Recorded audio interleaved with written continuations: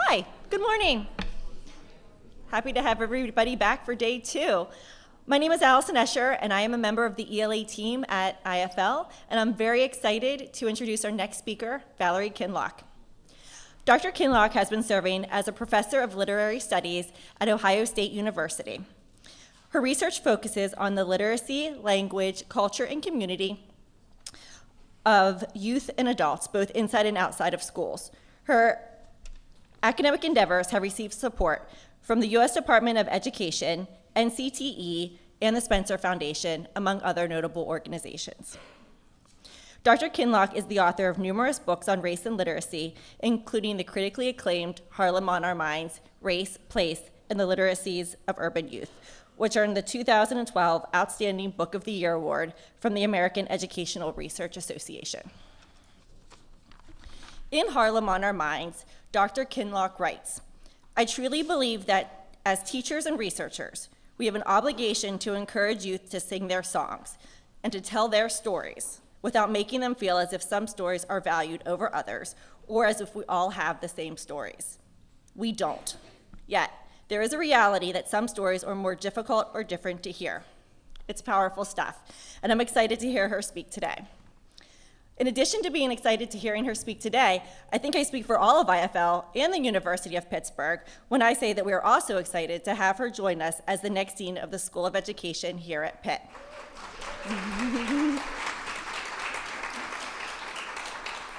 So please help me in welcoming our next speaker and our very soon-to-be Pittsburgh Panther, Valerie Kinloch. Thank you. Yeah, I'm gonna have to get used to the Pittsburgh Panther. I like that a lot, I do. So thank you for coming, thank you for welcoming me, and it is really a pleasure to start at the University of Pitt in the School of Education on July 1st. So thank you for the warm reception. I'm going to talk today about some work that I've been engaging in with young people in different cities across the United States for the past probably 12 years. And I'm going to showcase a few of the young people, one from New York City, from Columbus, Ohio, and really getting us to think about, so what are the critical capacities and agencies of young people, especially in urban contexts? And how do we really nurture who they are, but also think about what we do or what we don't do? And so I'm going to ask you to take this journey with me and think about what you see, what you hear, and then how we could actually capitalize on this work that young people are already doing in their urban communities. I want to start really briefly with a video from a spoken word poet and a very close friend. And I start with this video just to give some context in terms of the types of conversations that I have inside of public high schools across the United States with students, and the ways in which sometimes they think their voices and stories and languages are not valid, and hence they think that they can't share their stories. And so I'm going to share this really quick clip where, there's Jamila, spoken word poet, and she tells us that, being articulate while Black is really important, but also complicated. And for my young students, for my co-collaborators, as we call ourselves, this is really important for them to hear every day when I walk into their classrooms. And this is how we actually begin our classes. Today, a baffled lady observed the shell where my soul dwells and announced that I'm articulate, which means that when it comes to enunciation and diction, I don't even think of it because I'm articulate. So when my professor asks a question and my answer is tainted with the connotation of urbanized suggestion, there's no misdirected intention. Pay attention because I'm articulate. So when my father asks, "What kind of thing is this?" my articulate answer never goes amiss. I say, "Father, this is the impending problem at hand, and when I'm on the block, I switch it up just because I can." So when my boy says, "What's good with you, son?" I say, "I just fall out with them people, but I done." And sometimes in class, I might pause the intellectual sound and flow to ask, "Yo, why these books never be about my peoples?" Yes, I have decided to treat all three of my languages as equal because I'm articulate. And so I want to start there.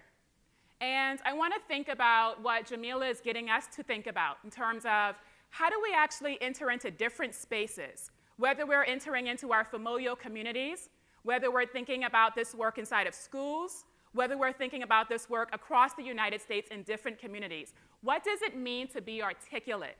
What does it mean to think about language in very powerful ways?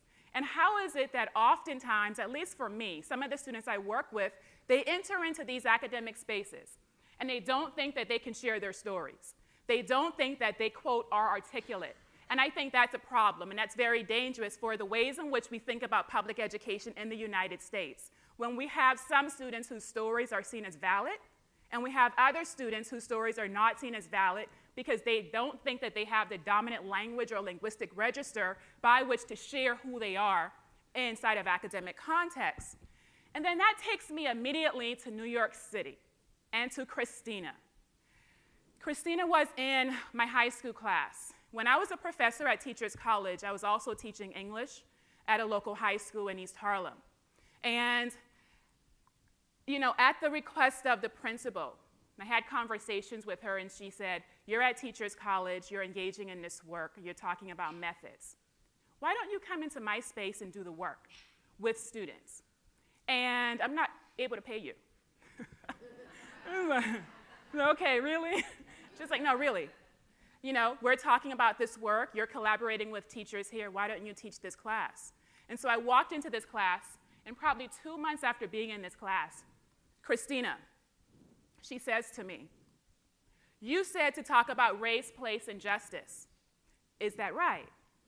But how are we supposed to do that when all of us, every one of us in this room, know that schools don't really want us to talk about them things? They don't, because then they'll know that we're being critical and that, well, like Aureliano said in class yesterday, that we know.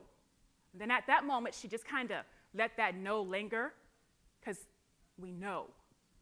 And the room just fell silent. We all know that these schools don't really care about us. So, Miss Valerie, where's the justice? And then there's Aureliano in the background saying, yeah, where's the justice? Why do we talk about these things when there is no justice in schools? She continues, why put us through the pain of talking about something that we don't have and we might never even get? And I'm like, whoa, how do I make sense of this? How do I make sense of this? There was a prompt, and we were talking about race, place, and justice, hence the name of the presentation. And Christina says, this is painful stuff. And it's painful because we talk about it, but we don't have it. We think about it, we read about it, we're in class thinking together, but in all honesty, do we have justice inside of our schools? Do I feel as if I am working and living and attending a school that is just insofar as who I am? What do you do with that? No, and honestly, what do you do with that? What are your thoughts? What do you do with that when your students are pushing back and saying, we can do this work, but why even ask us to do this when this is not our reality? And I just want that to linger for a few minutes. And so over time, what we did was to create this Wordle, and we created this collaboratively. And I said, okay, we are talking about race, place, and justice. But maybe what we need to do is think about these things differently and not so abstractly. So let's think about these things in relation to who we are, to who you are, and the stories we have. And this is the Wordle that they created, and this was the Wordle that we actually used the entire academic year. Whenever we felt as if we were not being affirmed inside of schools, whenever we felt as if our languages and voices and perspectives were not being honored and cared for and protected, we returned to this, and it was posted in our classroom. And how do we make sense of this? How do we make sense of the creation of this in terms of the work that we do needs to be humanizing? And then they tell me if it's humanizing, then it must be of justice, right? So we have justice. It must be respectful. We must have the stories of all of our voices and realities present. And how do we do that in a classroom that's only 48 minutes long? And how do we do that? At the same time, we have to talk about agency and change. And that word change meant so many different things for so many of us. For me, it meant how do we change an entire system, a system that is oppressive to so many people.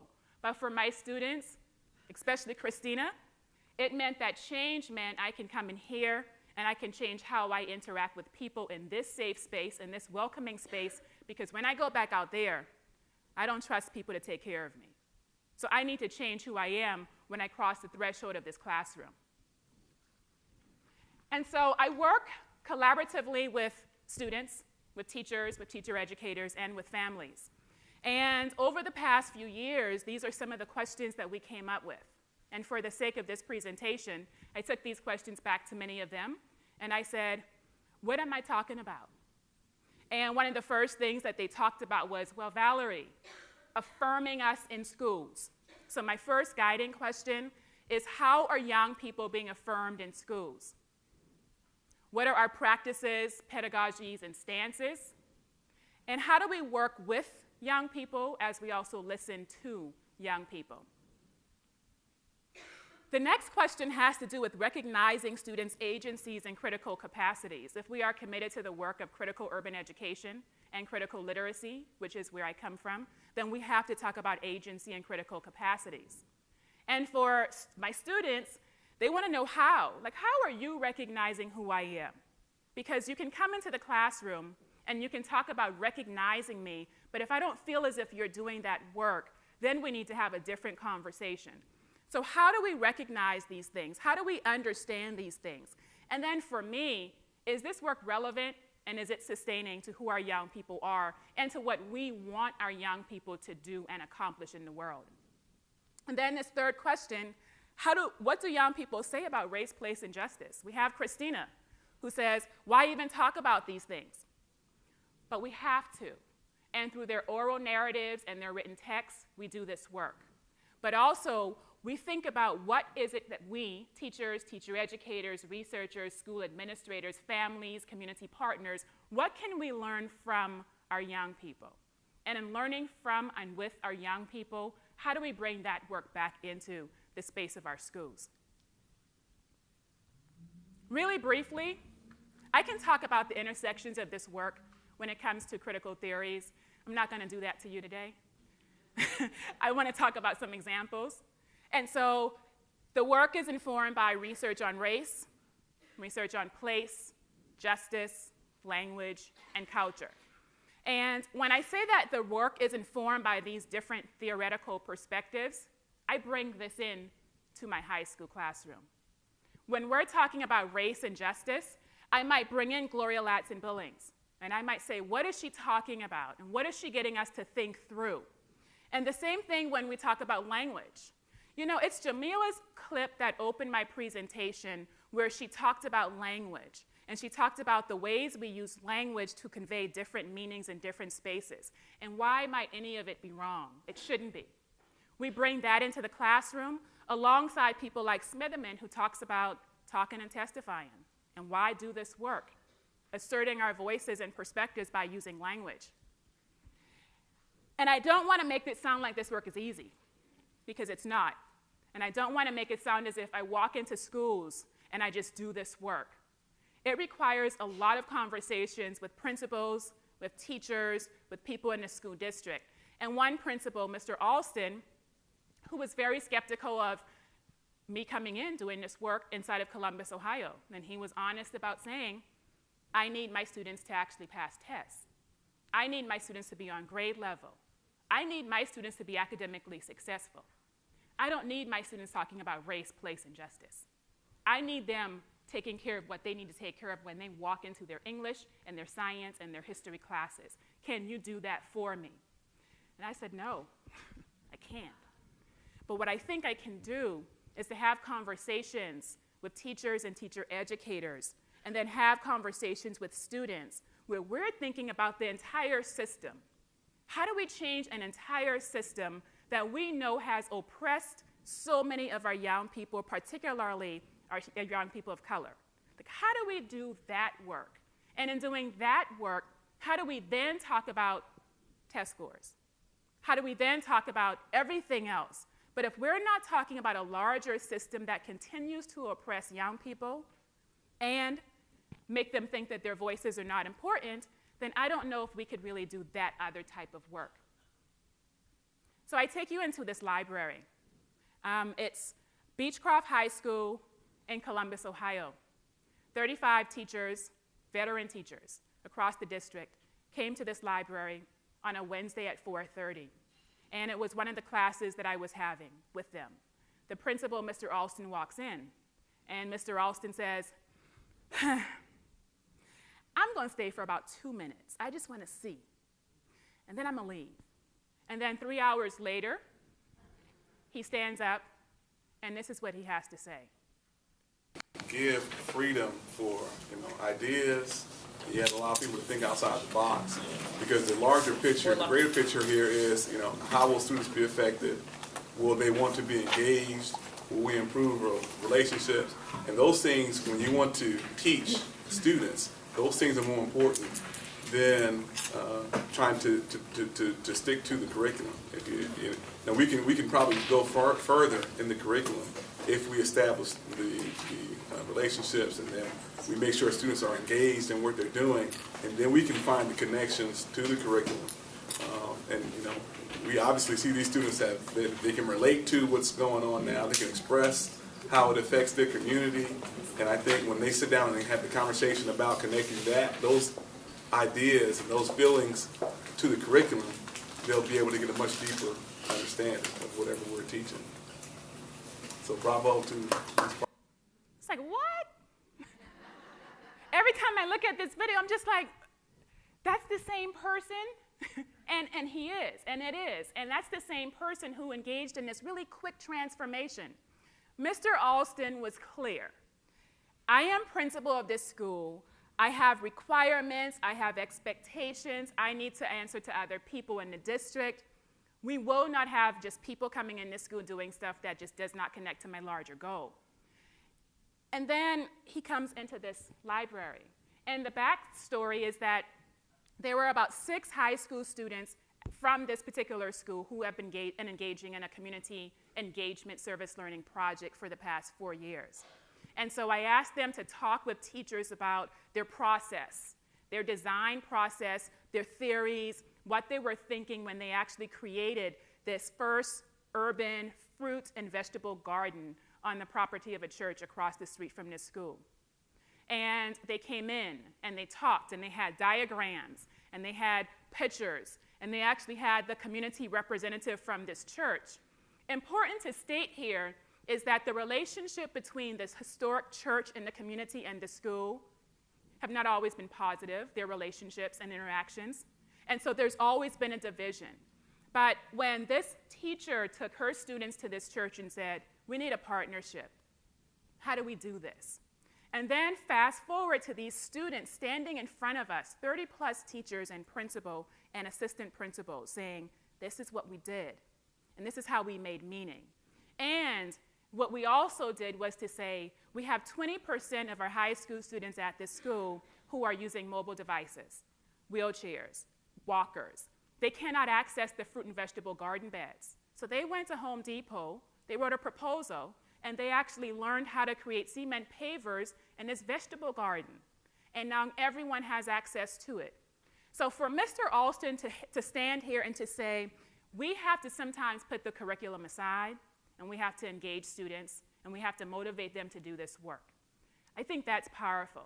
And that's also relevant to the type of work that we need to do in our different schools and with our students at the core and center of this. So I'm going to take a quick journey, and I'm going to ask you to journey with me to Columbus, Ohio, to think about what this work could look like with students. Then I'm going to journey to New York City really quickly and try to figure out what this work could look like there, and then hopefully have some time for some conversations. So the first stop is Columbus, Ohio.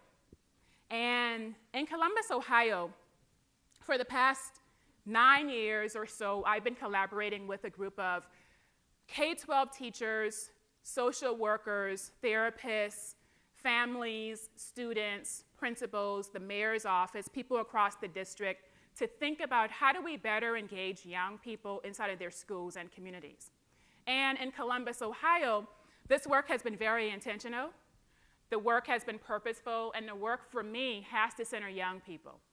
And so when I walked into a particular school, Beechcroft High School, I remember meeting Derek. And I walk in, I'm just thinking, hey, Derek, And he's like, how do you know my name? And it's that kind of, how do you know my name? Pause. It's like, what do you say? Because your English teacher told me, so you talking about me? Like, who are you? It's like, oh, first time meeting. Nice to meet you too. It's like, and what do you do in those moments, right? And so it was Derek who walked into his English classroom, and he turns around and he sees me behind him after this interaction. And he's walking in and he turns and he says, why are you following me? Like, why do people continue to monitor me in school? Can I just be who I am? And for me, it's like, oh, monitoring. What's going on here? And so Derek feels as if people in this school monitor him. He's under surveillance constantly, and yet I am just another new face to actually come and monitor him. So it took us about 3.5 months to develop a relationship. And the relationship was really around his writing and literacy practices. 3 months later, walk into class, and Derek says, I finally wrote this essay. I know it's late, but here you go. And it's in this essay where I really began to think about justice and working with urban youth. I really began to think about the stories that we tend not to pay attention to, that we oftentimes don't invite into our classrooms, and that we have to. And so Derek's writings reveal a lot of complexities. And I want him to actually read it for us. If I could change anything I wanted, I would change my attitude and behavior towards my peers, the staff at my high school, and most importantly, my family. I don't know why, but I do have some troubles with following directions that are given to me by adults. I try my hardest to control that problem, but most of the time I be bored, so I give adults a hard time for no reason at all. I would give almost anything in the world just to be normal, not disrespect or be rude anymore. So that's the first part of his essay, and I'm going to share 2 more parts with you. Important to note here is that Ms. Washington and I talked about how do we create culturally sustaining classrooms and what might it look like. And one day I walked in and there was a prompt that she wrote on many different pieces of paper across the room. And this particular prompt said, if you can change anything that you could, what would it be and for what reason? And so I remember watching Derek, and Derek is like, you don't want to hear my story. Like really? Because what I really want to change, you don't want to hear. It's like, well, write it. You really don't want to hear what I want to change. And this is the beginning of what he wants to change. The second part of this, same story, same essay. I think I disrespect adults a lot because I don't have my dad in my life. I have not seen my dad in about a year. My dad does not call on holidays or my birthday. He don't even try to put himself in my life. Why? I do not know. Maybe it's because he has too many kids to keep up with. I try not to let this bother me as much because I still have my mom, my grandmother, my older brother, and my younger sister, also my uncle. I really don't need my dad at all. I just really want to graduate so I could tell him that I did it without him. Maybe that would encourage him to be in his younger kids' lives. Then he said, you really don't want to hear what I have to say. This is only part of it. And so in conversations, I asked Derek, I said, there's a part here where you talk about, I really don't need my dad at all. Can you talk about that with me? And he said, I don't. I don't need him for anything. I don't think about him. I don't need him for anything. And I said, so you don't think about him, but in your writing, you talk about your father and how your dad's not in your life. It's been a good year. He doesn't call. He doesn't try to put himself in my life. I don't know why. So there's something going on here that we might need to think about and use literacy to think about. And then he says, I never thought about it that way. I need him in my life, but what do you do when you need something that you don't have? Then we get to the third part of his writing.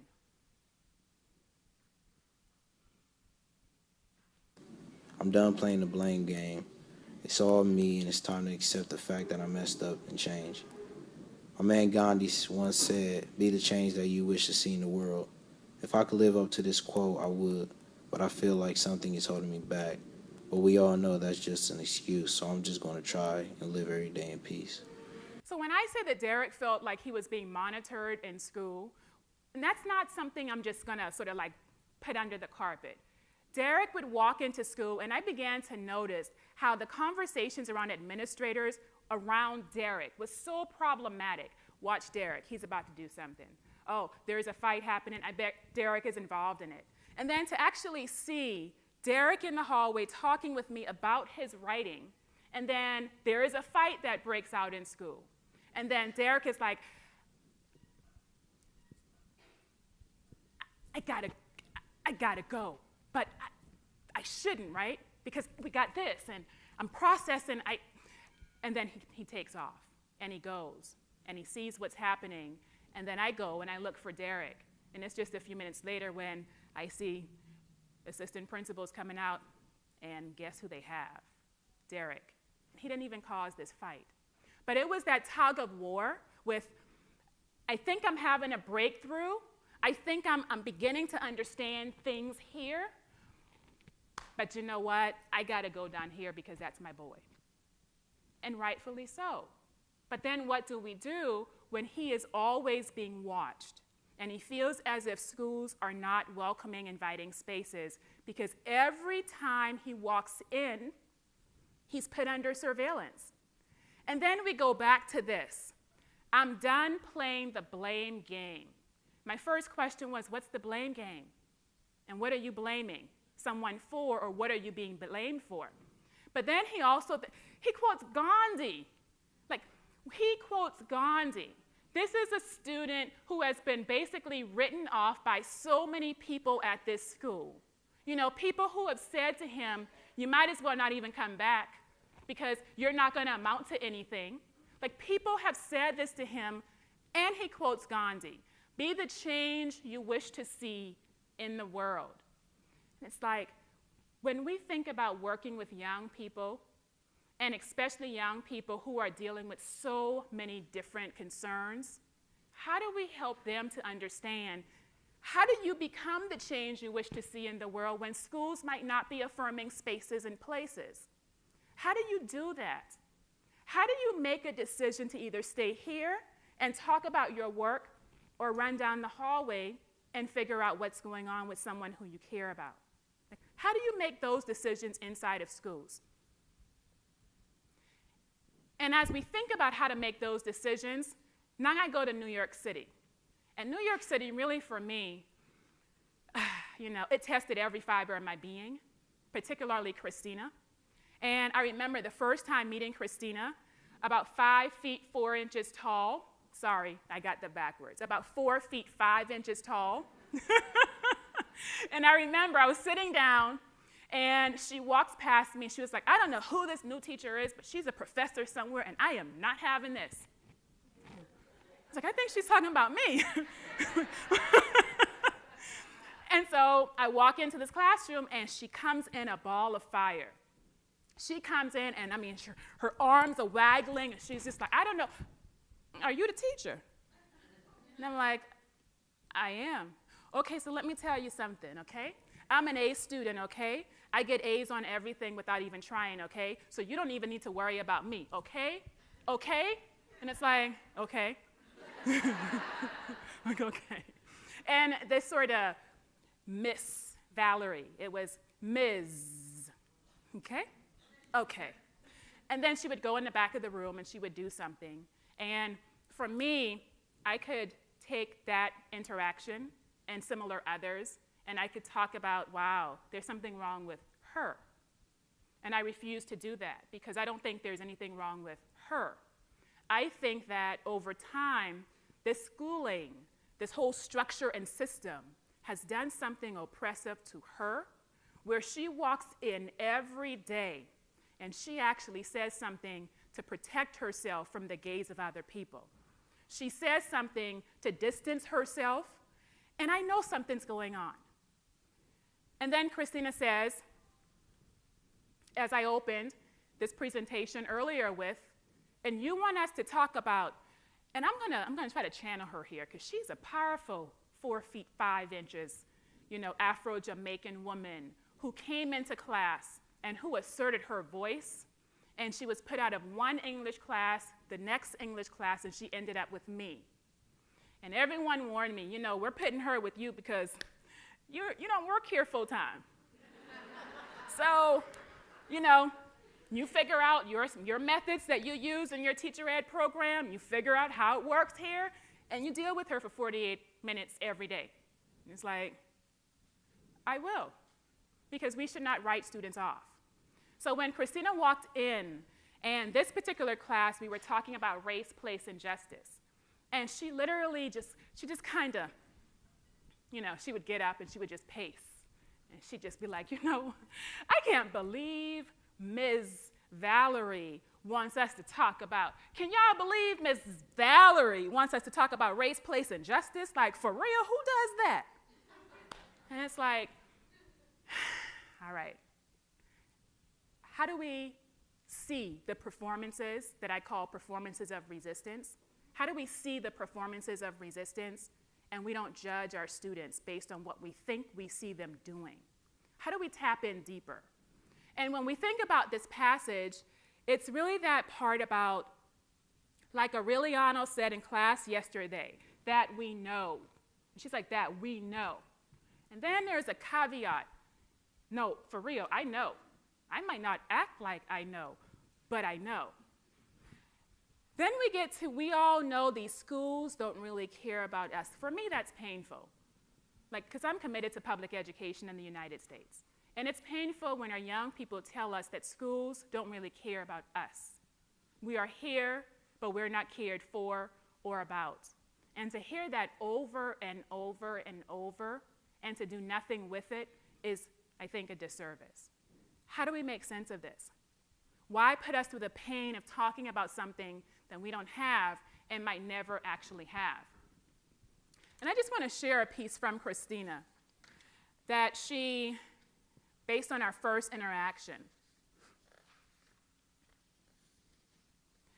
So going back to my description of Christina, I shared this with her a few years ago.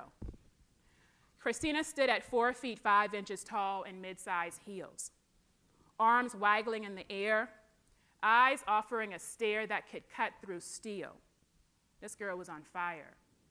She walked as if to say, I don't care who you are, move out of the way because I'm coming through.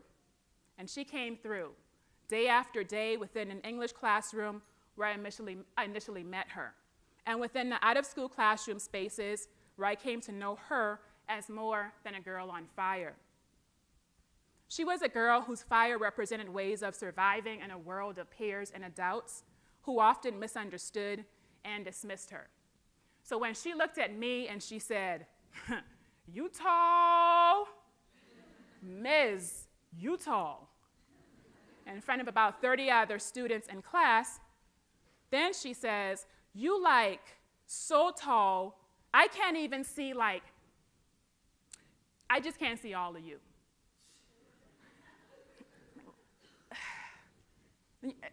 What do you do with that? I could say, no, I'm not tall, but I am. So I interrogated her comment, not as a joke about height. Granted, I am a black woman who stands at 6 feet tall, but as a confession about not being fully seen herself. When I laughed, she said, look, you don't know me, and I don't know you. You can keep it that way, and that's fine with me, but I'm going to let you know straight up, this is me. You don't want me here. You might not care about me being here, and that's just too bad because I'm here. And then she did a sharp side turn as if she was cutting corners in a Cadillac, but it felt like she was trying to cut me. And I had two choices to make, and I shared this with her later. I could either remain silent, and as my young people say, you just lost face as the English teacher in a class of 30 students, or I could recognize that Christina was performing a narrative of difference and acted onto her, and that she tried to enact onto other people. And I decided to do the latter. Christina was performing a narrative of difference. She thought this narrative would protect her. And eventually I found out that this narrative was a narrative that she performed in all of her different classes. And she was not challenged. She was not pushed. They accepted this narrative, and many people wrote her off.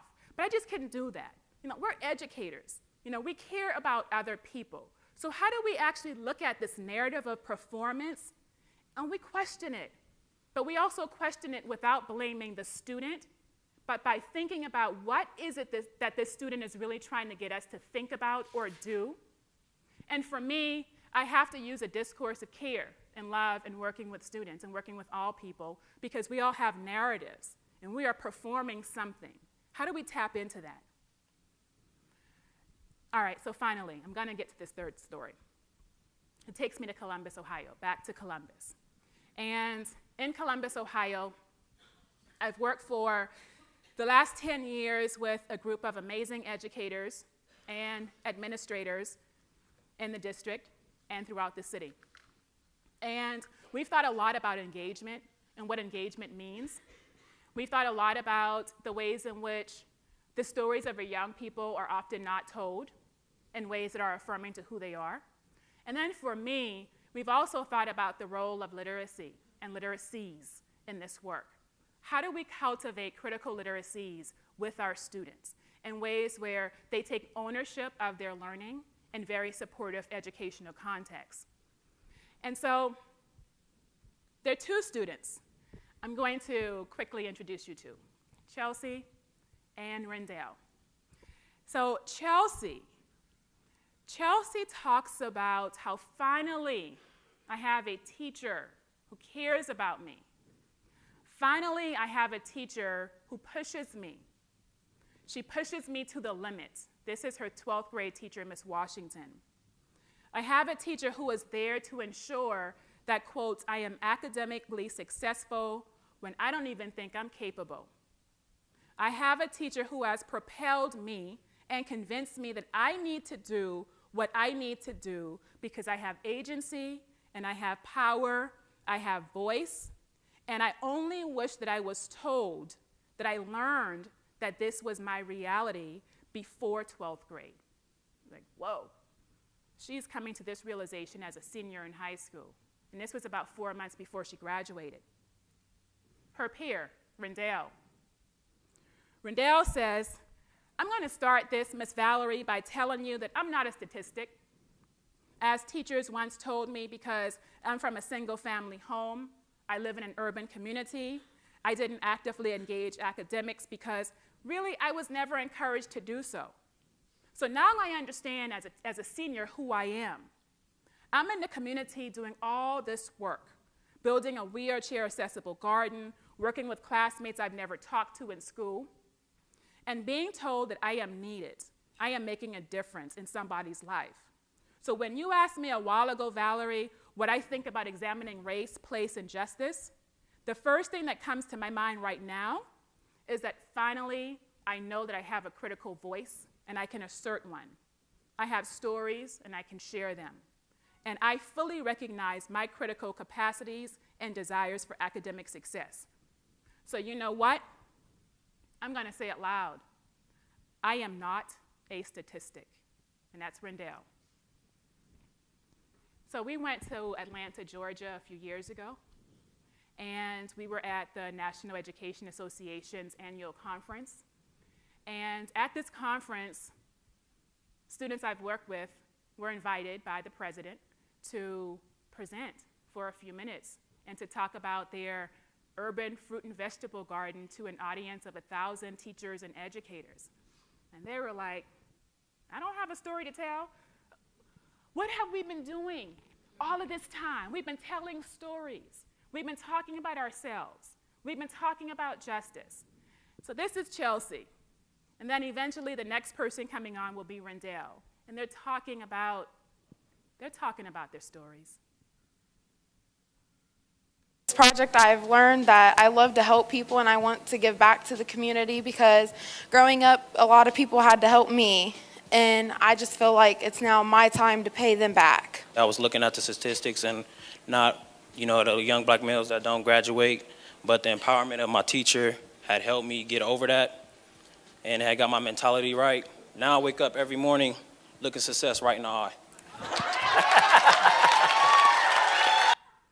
I'm just gonna play that video again. I'm just gonna play it one more time. This project, I've learned that I love to help people and I want to give back to the community because growing up, a lot of people had to help me, and I just feel like it's now my time to pay them back. I was looking at the statistics and not, the young black males that don't graduate, but the empowerment of my teacher had helped me get over that and had got my mentality right. Now I wake up every morning looking success right in the eye.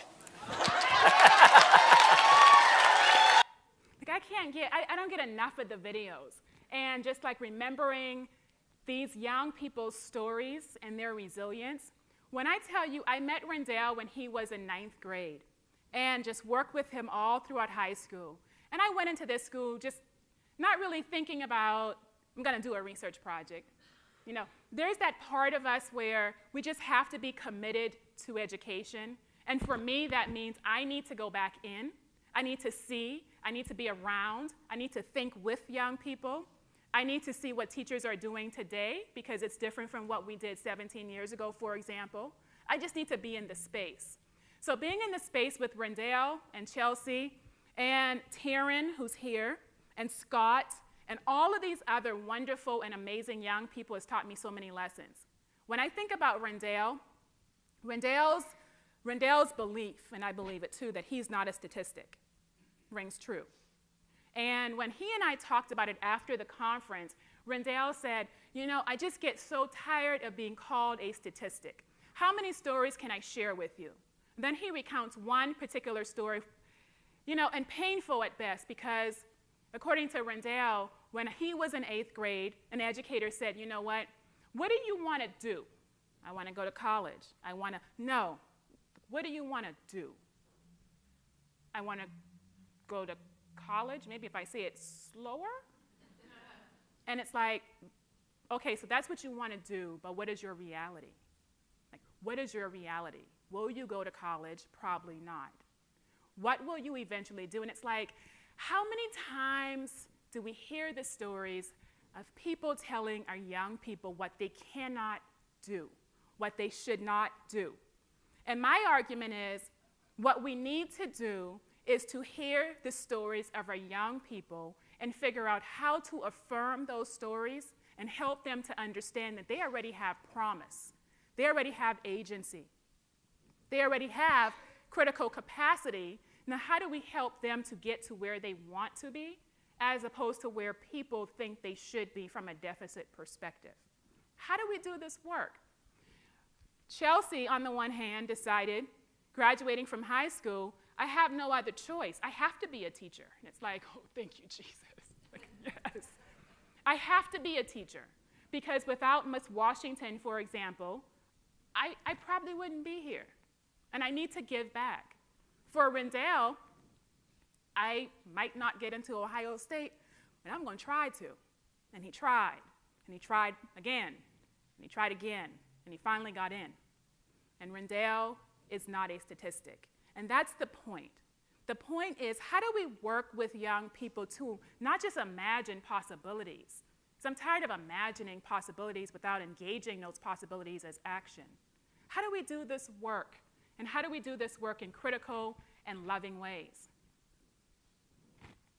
So the different parts here. So on the one hand, we go to Columbus, and Columbus is just a placeholder for so many different cities and states across the United States. We go to Columbus, and I think in Columbus about how all of these students, not just Rendell and Chelsea and not just Derek, but all of these students somehow decided that schooling is not enough, and that I need to do this work beyond schools, hence the creation of a wheelchair garden, accessible garden. We go to, still in Columbus, Ohio, and this is on the east side of Columbus, this image from Amina Robinson. And we think, I live here. I am surrounded by all of this history. I'm not talking about this history in my school. So then where I am from in my familial community is so distant from what I'm doing inside of schools that Do we not value what's going on in my community and in communities that look like the communities I come from? How do we make this alignment with what we see and what we do and the histories within people's communities and what we see and what we do and the structures of schooling? How do we do this work? And then we go all the way to New York City's Harlem community, where we have Christina, but we also have Aureliano. And I haven't talked about Demaya, and I haven't talked about Carlos and Travis and Sasha, and all of these young people who are committed to changing the world, and some of them who feel as if schools don't help them. And my argument is that schools should help them. And how do we make this happen? And then I go back to this image of the chairs. This was the intersections. So my students in New York City, before they graduated, we all took chairs, random chairs. And it sounded really crazy in the beginning. But we went into school, we took just random chairs, whether it's from the library, the hallway, the principal's office, and we had a gathering outside of the school. And all 30 of us sat around in different chairs, and we just sat there. And one of the first things that we did was, let's just start by imagining our possibilities, our future, our dreams, our desires. And I think it was Aureliano who said, let's just kind of look at the world. So we're all just kind of looking at the world. And we had this really emotional moment where some students say, I never thought I was going to get here, to this point of graduating from high school. And someone else said, it took me 2 times, and I'm finally graduating. And then surprisingly, it was Christina, the Miss Valerie. It was Christina who said, you all have never really understood me. And it's like, oh, where are we going? Let's hear this story. And she said, you all have never really understood me because I haven't allowed you to understand me. I have protected myself because I think that you would not protect me, and I feel as if you will. I am going to be a lawyer, and I'm going to do it however I can. And it's because we're sitting, having this gathering with people who never really talked, and we learned to form a community together before graduating high school. And it's like, that was facilitated by students, not by me. That was directed toward possibilities. That was directed toward imagining a future that we want for ourselves and our peers and our friends and our families. That was directed by a desire to engage in the world in ways where we feel as if we can affirm each other and ourselves. And if we're not doing this work with our young people, then I don't know the work that we should be doing. How do we encourage and support that type of work? And then, as we think about supporting this kind of work, it's like these questions are from our young people. They're not from me. These questions are from our young people about how do we affirm our young people inside of schools. Well, maybe we need to just pull some chairs out and just go outside. Or maybe we just need to go outside. Or maybe we need to say, you know what? I'm not talking about Shakespeare today. In fact, I'm going to talk about bell hooks. And I'm going to talk about education as a site of resistance. And I'm going to ask you what you think. And then I'm going to ask you, what can we produce as a class that makes us think about education as a site of resistance within the space of a school? Think about that. Education as a site of resistance inside of a school building that, if we go back to Christina, for example, and Christina who tells us that we can't do this work in schools. Like, we can't. But to think about education as a site of resistance with our young people inside of the space of schools that for many of them have been historically oppressive. That's the work that these young people have taught me. And that's the work that I'm committed to doing. And that is the work that we need to center if we are committed to culturally relevant and sustaining practices. I no longer want students to think that schools, quote, don't really care about us, so where's the justice? I no longer want students to think, how are we supposed to do that when all of us, every one of us in this room, know that schools don't really want us to talk about them things. Like, we need to interrogate this. And in interrogating this, we must take a really critical, humanizing perspective by which to center the work of our young people. So, where does this take me? To many different places. When I asked Rendell, I said, what did we do? And one of the things that he said was, well, we all listened. I know that doesn't sound deep, but we listened. And somehow we acknowledged our differences and our disagreements, and we listened. So listening is really important. We have to listen to our young people, their perspectives, their voices, their stories, their realities, and we have to listen in ways where we're not refuting these things as invalid. These things are their experiences that we need to think about and think through with them. We need to pay attention. Just because you don't hear it doesn't mean it's not there. Just because someone is being silent doesn't mean something isn't happening. And so how do we listen without interjecting?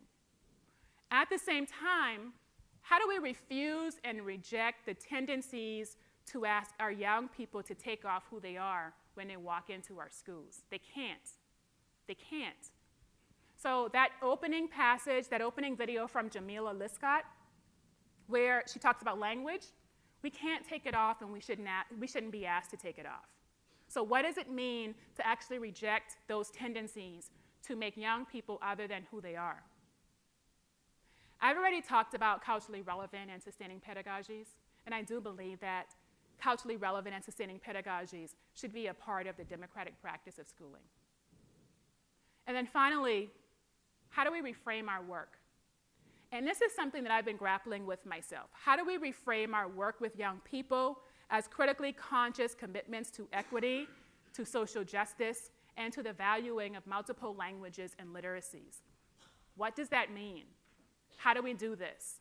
And how do we do this with young people at the center of the work that we purport to do inside of our public schools? And so, before I open it up, there's something about this Christina passage that just is heartbreaking, that I just have to return to and end with. And I'm going to read this just one more time. I've been thinking about this passage for a really long time, and this is the first time I'm actually presenting it to an audience, because I've been grappling with this. And I want to end here, and I want to invite you to tell me what you think and what you hear and what you see. So Christina says,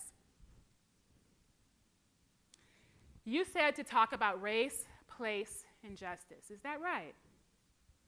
And how are we supposed to do that when all of us, every one of us in this room, see, we know that schools don't really want us to talk about them things. They don't, because then they'll know that we're being critical. And that, well, like Aureliano said in class yesterday, that we know. We all know these schools don't really care about us. So where is the justice?